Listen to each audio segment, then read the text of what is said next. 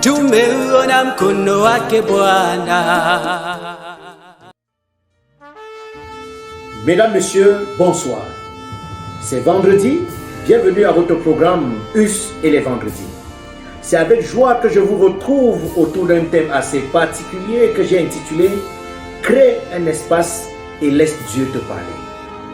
Vous me poserez certainement cette question, « Mais pasteur, comment créer de l'espace alors que je n'arrive pas à payer mes factures?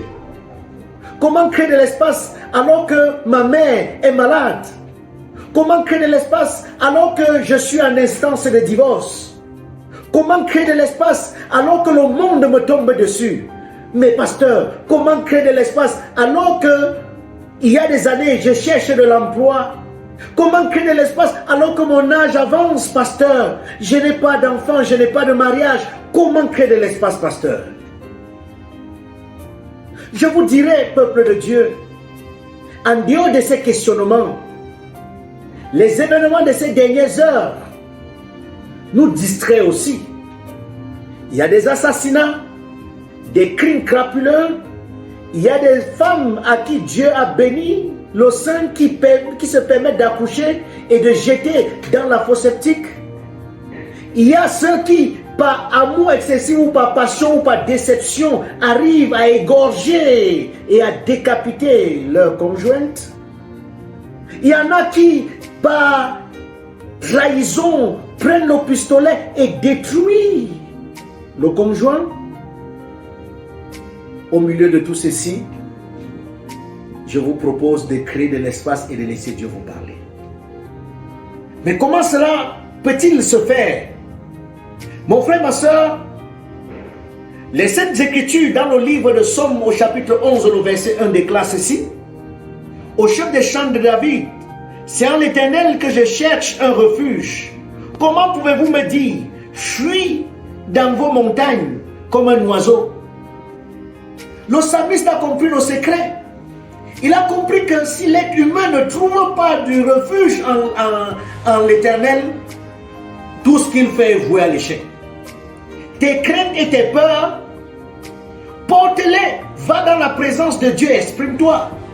C'est pourquoi je t'invite à créer de l'espace et laisser Dieu te parler. Il te parlera par le Saint-Esprit, il te parlera par l'étude de la parole de Dieu, et même dans la prière, tu pourras écouter Dieu te parler.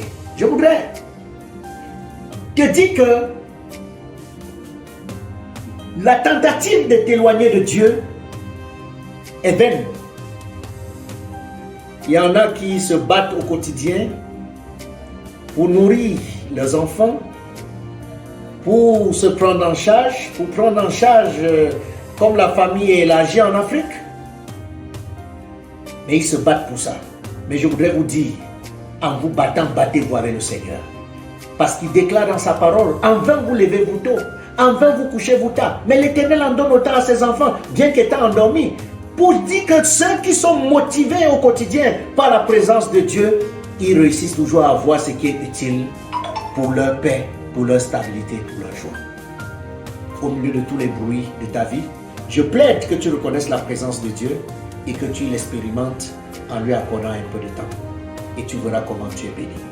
Que le Seigneur te bénisse, mais permets-moi de dire rapidement une prière pour toi. Seigneur, tellement le monde est en pleine mutation, les choses vont vite. Et nous sommes inquiets par rapport au lendemain, que nous n'avons pas d'espace pour communiquer avec toi. Mais je voudrais que tes enfants qui m'écoutent prennent conscience et qui ne se laissent pas distraire par le piège de Satan, mais qui s'adonnent à toi et ils verront comment leur vie sera bénie. Je prie que tu bénisses la personne qui écoute ce message et qui prend à cœur la décision de mettre cela en pratique au nom de Jésus. Amen.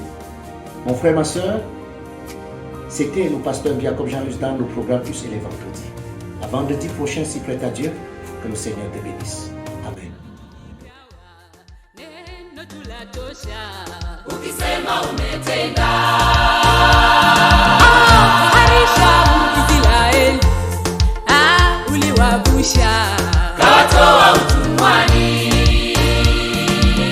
Watumishi wako umewapa yote waombayo.